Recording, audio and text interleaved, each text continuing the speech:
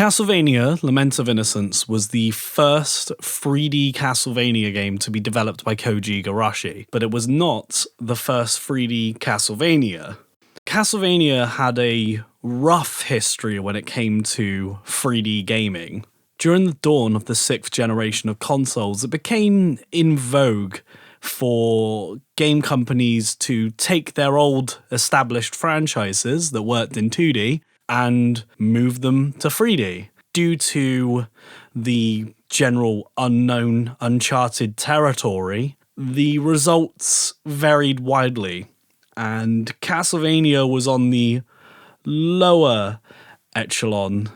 It's fun to look back and see these old articles talking about how PlayStation have gotten the short end of the stick, getting this terrible 2D Castlevania game. No one's going to want to play that one. It's all about the 3D games that are going to the N64. Yeah, truly the cartridge-based system was the future of gaming. Nintendo really bet on the right horse on that one.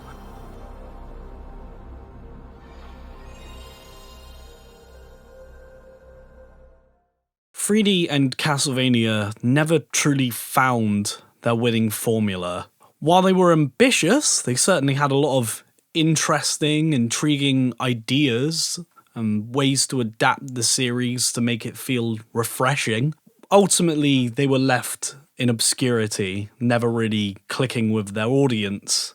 Igarashi had a hard task ahead of him. He had to try to follow where these games had failed and convince people that Castlevania could be successfully brought into the 3D realm. Unlike his predecessors though, Igarashi had an ace up his sleeve. He innovated Igavania, the winning formula that had already successfully gained him popularity with 4 games under his belt. So now that Igarashi no longer needs to translate traditional Castlevania into 3D, the question is, how do you translate Igavania into 3D? Igarashi also had the advantage that he had a whole generation's worth of early 3D games to play through to see what works and what doesn't. He was able to pick and choose the best parts of 3D gaming at this time to create a Frankenstein's monster that meshed with his own vision of what Igavania was. Although a perfect plan does not mean a perfect execution. Will Iga succeed where his predecessors failed? The first major obstacle that Igarashi would have to face was his growing reputation amongst Konami's eyes that he was becoming the guy that made Castlevania games on a budget. While this issue isn't quite so notable during his portable entries on the Game Boy Advance, it becomes more apparent when moved to the PlayStation 2. How is this apparent? Most rooms start to feel the same. This stifles the want to explore the castle. The castle itself is broken up into small little pieces, almost like it's level-based rather than one big castle that's interconnected for you to explore. It's strange after playing so many of these games to enter a castle in this series where every part of it has been segmented. Igarashi originally intended for the castle to be a fully interconnected world. However, he felt that during playtesting, this made things feel too complicated, and he split it apart for the sake of his puzzles and for the sake of simplifying exploration. It's a shame, as other games figured out how to do the 3D interconnected map around almost the exact same time that Lament of Innocence was released. Igarashi basically missed the mark to be the first to innovate. It's interesting that the castle is kind of interconnected, but you always seem to be returning to the same point. The game gets into a flow where you explore an area, build up your abilities, you go back to Ronaldo to buy new skills or to get new items or to refill your healing objects, and then you come back to go face the castle once more. Despite being given multiple locations to enter the game from, it seems that the best way to handle the game is to basically go in a completely linear approach, finding just the optimal path and staying into that level until you're done. You find that if you try to go around the non-linear approach, all you end up doing is mindless backtracking, as there's very little shortcuts or very little ways to alleviate the travel time. It's strange that this game is completely lacking a teleportation system. You'll find that the game seemingly wants you to use a ticket to teleport back to Ronaldo, and then make sure that you have to purchase a ticket to teleport back to the last save point you were at. This means there's no real convenient way of getting around. You kind of have to work and plan around when you want to go back to Ronaldo, saving just beforehand. It means that going all the way through a section of the game and then deciding that you want to go check something else out is the worst possible thing you could do. You're better off going all the way to the end until you've beaten the boss and then headed back to Ronaldo, as then you will then have very little reason to have to go back to that area ever again. It's disappointing, as I feel like Igarashi was a specialist when it came to designing interconnected maps. It's a staple of the Igavania genre, and to see it missing from Lament of Innocence, it feels like it's hard to see Lament of Innocence as a true Igavania game. I don't know, it's hard to put, it all feels very gamey. You got these copy-paste rooms, you got this focus on action-based combat, you got these strange flashy ideas like the whip platforming. I don't know, it all reminds me of this other thing, this stylish, flashy, arcadey-like action game with explorative elements that's set in a castle with this wonderful badass character that's all charismatic and has great hair and wears red and has cool boots and likes to beat up demonic creatures. What is it? What is that game? What is it called? It's on the tip of my tongue. What is it?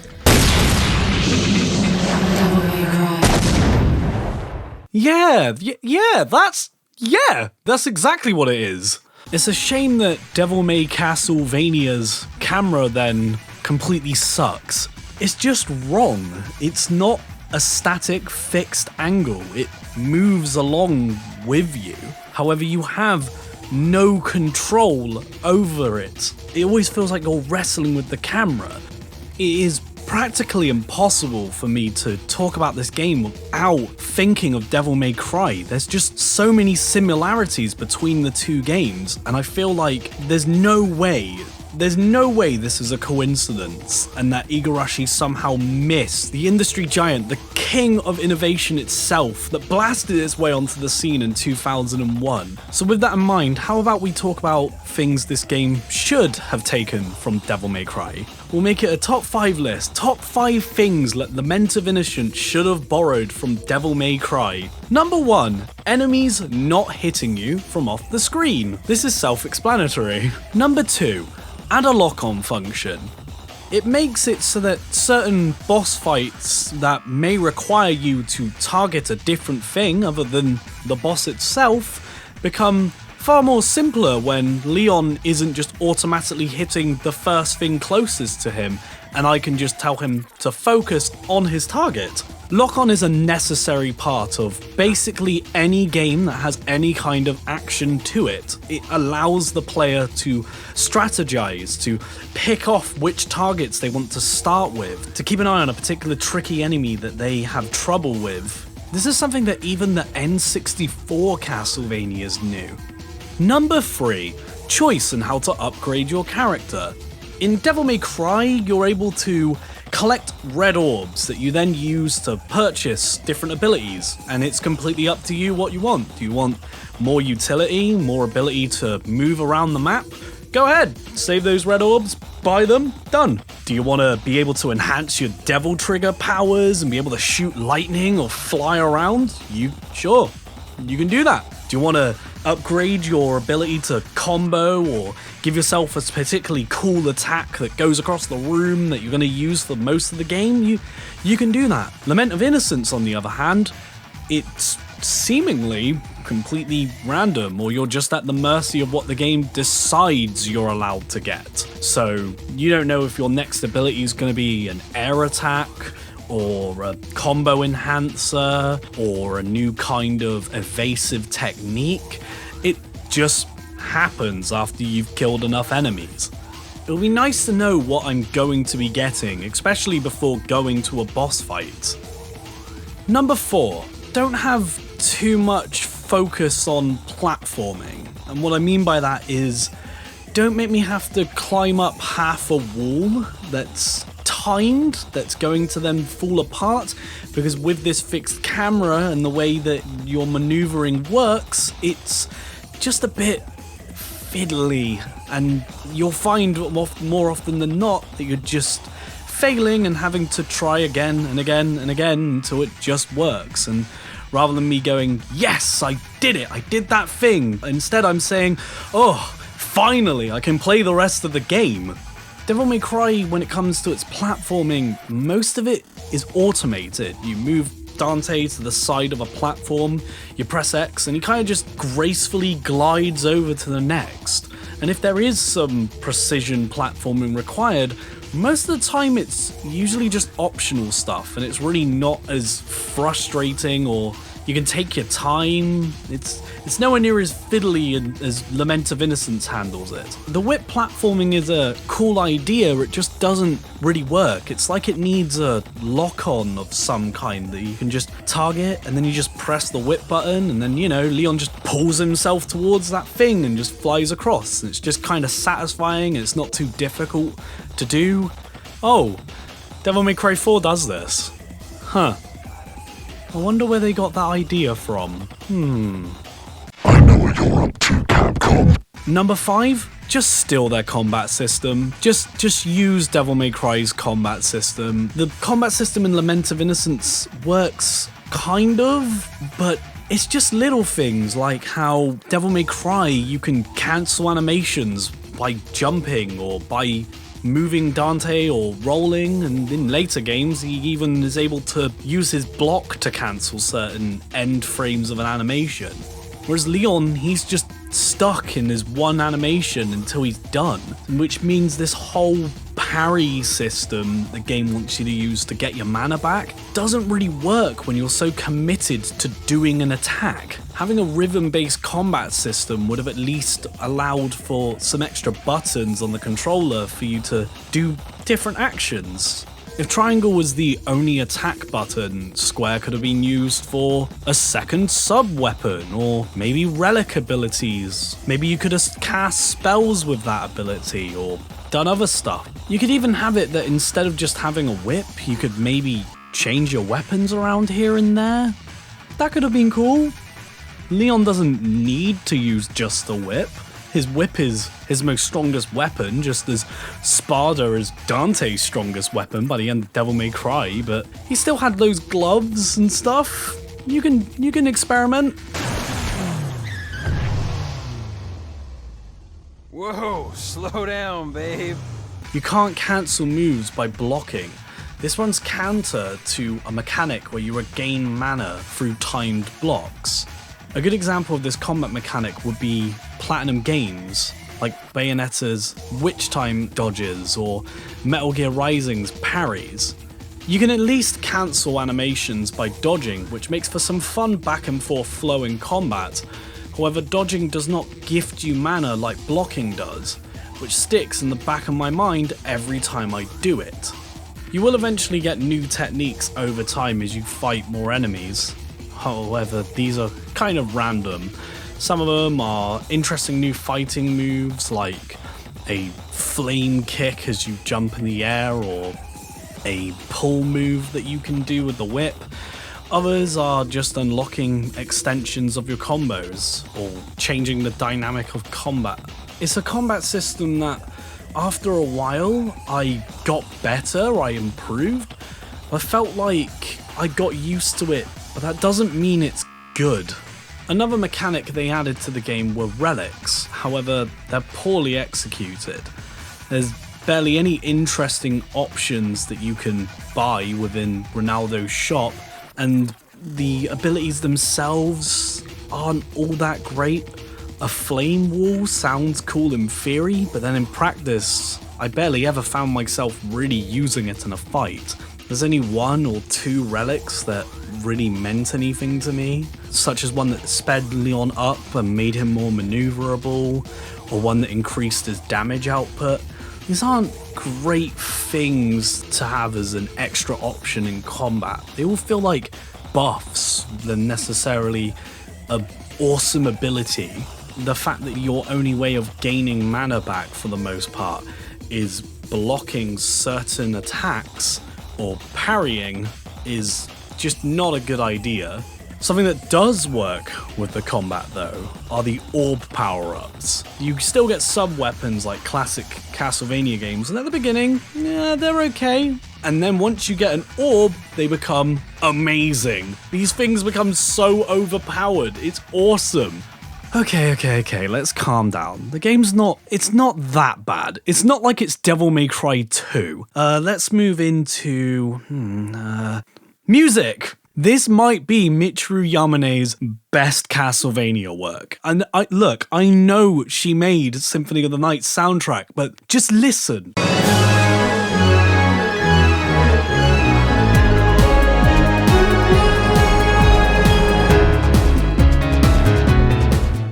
That's fucking masterful. First and foremost that makes this soundtrack so successful is that we're finally out of these portable systems and onto a real console with some meat to it. And unlike the PSX, this thing has more disk space. Bigger disk space means bigger music. In an interview, Yamane says that she was implementing the sound of nature and sampling human voices. She's bringing back that mood, that tone that Symphony of the Night had again, that reflects on the actual game itself, sympathizing with the sorrow of the human and the destiny you cannot change. Her words, not mine. Early on in development, Yamane's music was more ambient, droning, atmospheric to reflect the style of game that they were trying to create. But as that style changed over time, Yamane moved to creating more catchy melodies with groovy rhythm patterns to complement the newer, more stage-based direction of the game. By this point in the timeline of Igarashi's games, Yamane had gained his trust entirely. In Igarashi's eyes, there was no way she was gonna deliver a poor performance, so he just gave her as much creative freedom as she wanted. She wasn't tied down to having to remake previous compositions from older games. She just did her own thing. She could start afresh, which makes sense considering that this is also supposed to be a fresh start for the series. That isn't to say that there isn't any nods to classic Castlevania music.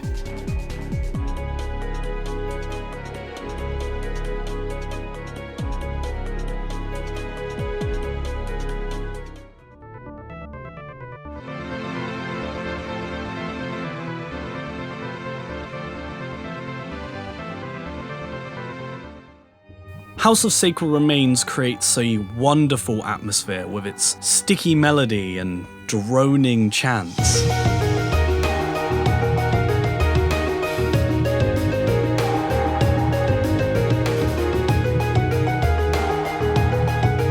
A foreboding tone emanates from Cursed Memories with its ominous chanting.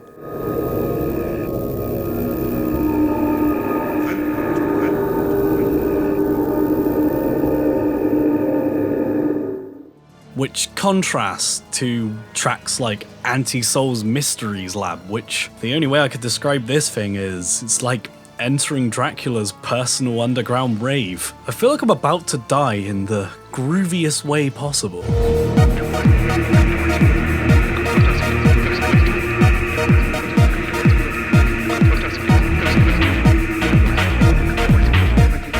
The music complements the haunting gothic art design of Ayami Kojima. Her pre-Raphaelite designs invoke a baroque sense of dread, sadness, melancholy. The cover that you would know for this game has Leon looking up at the lights while mourning in the darkness, creating a sense that whatever happens in this game, it's big. And what's bigger for this franchise than its entire origins? Igarashi is a man who cares a lot about narratives, which you can see in just the sheer number of cutscenes that are in the game. This is the most narrative-driven Castlevania so far, and the narrative is pivotal to the experience of playing Lament of Innocence. If you're skipping the cutscenes, I'd be willing to ask, what's the point in you playing? Don't get me wrong, this game isn't going to be winning any Oscars or anything. It's still a little rough around the edges here. The cutscenes are still kind of awkwardly animated in places. The voice acting is a little bit camp and it's thick with melodrama, but there's just such a charm to it. There's something so compelling about this game's story. You can't put it down. It's almost like all the elements come together to create something bigger than the sum of its own parts. A bit of Igarashi's intent may be lost in translation, but you look at the Japanese voice acting and you can see that Igarashi really cares. The Japanese dub has an intensity that you would expect, I guess, whereas the English version of the game has these tinges of strange quirkiness to it. It's all a bit campy and otherworldly. So what would the origin stories of Castlevania be about? Well, if you know your vampire novels, then you can figure this stuff out. A tragic tale of the loss of one's humanity and the intertwining of fates and how one action can affect others and create a grudge that goes on throughout centuries. It's interesting that the previous game in the series chronicled the end of the rivalry between Dracula and the Belmonts, and that Lament of Innocence, the game that immediately followed it, chronicles the very beginning. Aria of Sorrow is about the death and reincarnation of the Dracula character, whereas Lament is the original fall from grace and the birth of our Lord of Darkness. Lament also sports a twist, not too dissimilar to Aria, however it turns the twist on its head.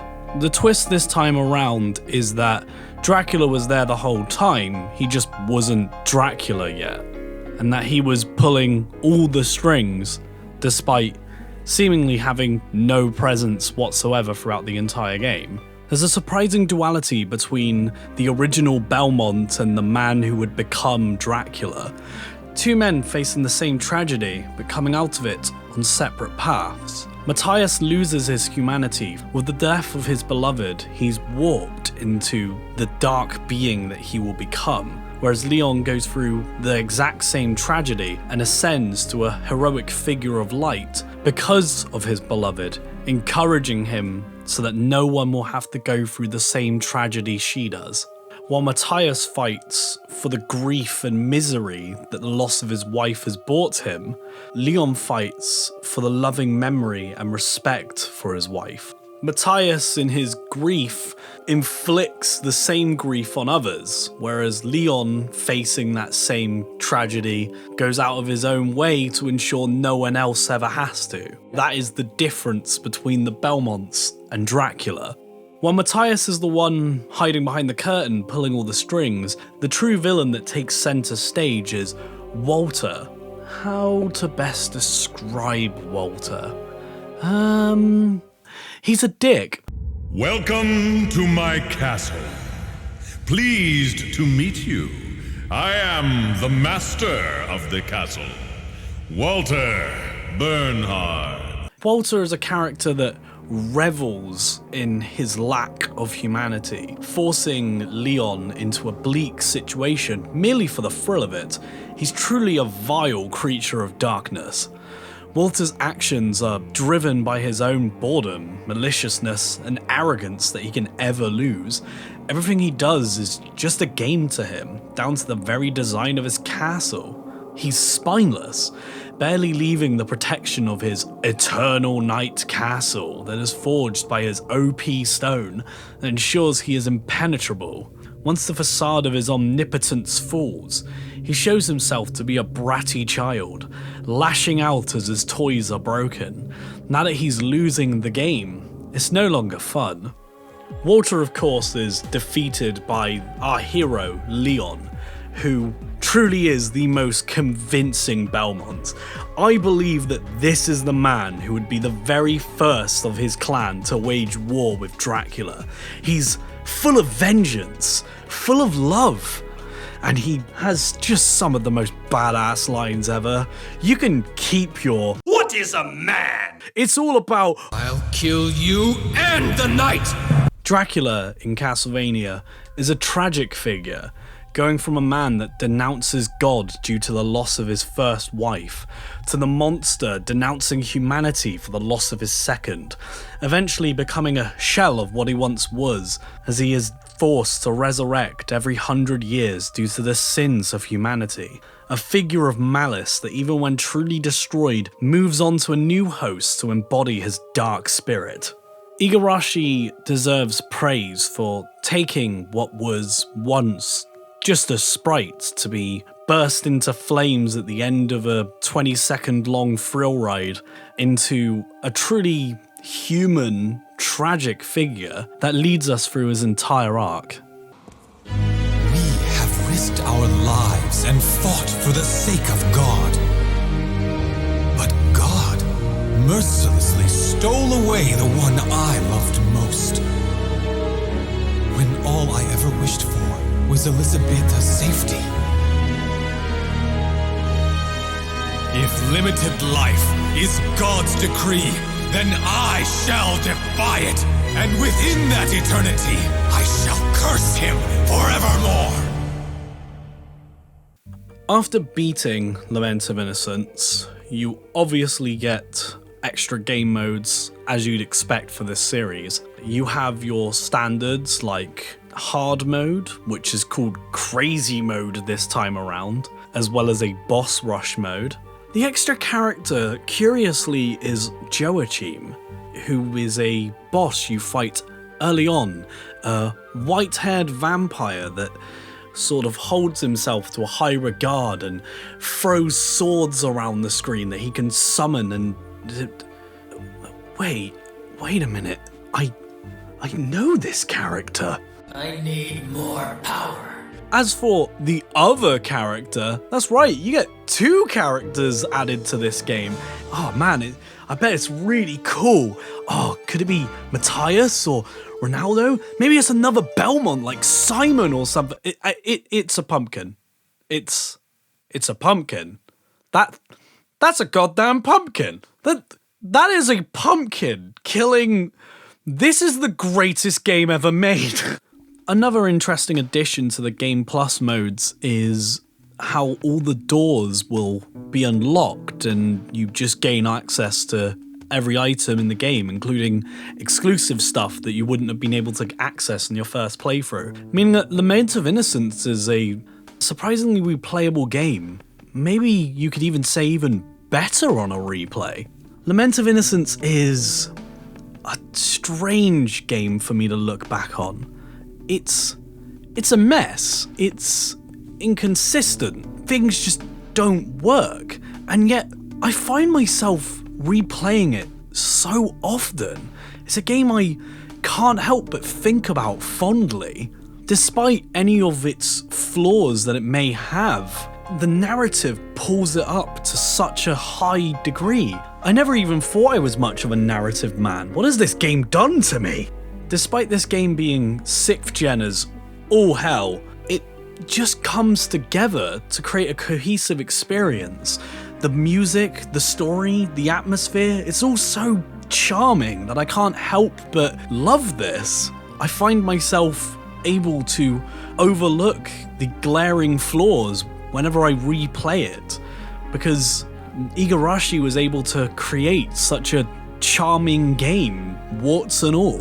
While the Japanese version plays it straight, you're still ultimately playing as a larger-than-life anime man with his lightning whip, running around the castle full of imps and skeletons and giant eyeballs, and taking part in skeleton bowling. How can you not have this be at least a little bit camp? It's insanity. So in time, my thoughts, while the game is rough around the edges and has a lot of 6th gen jank, there's also enough love and care thrown into this game that I can't help but just root for it, making it one of my favorite games in this entire franchise. I'd much rather play this than Circle of the Moon or Harmony of Dissonance. And I don't know, maybe that says a lot. Maybe Lament of Innocence is doing far more than many others give it credit for. Give him this message. You have become a cursed being, and I will never forgive you. This whip and my kinsmen will destroy you someday. From this day on, the Belmont clan will hunt the night! Next time, Igarashi takes his second 3D outing. Will he be able to iron out the issues to forge it into a hidden gem? Curse of Darkness.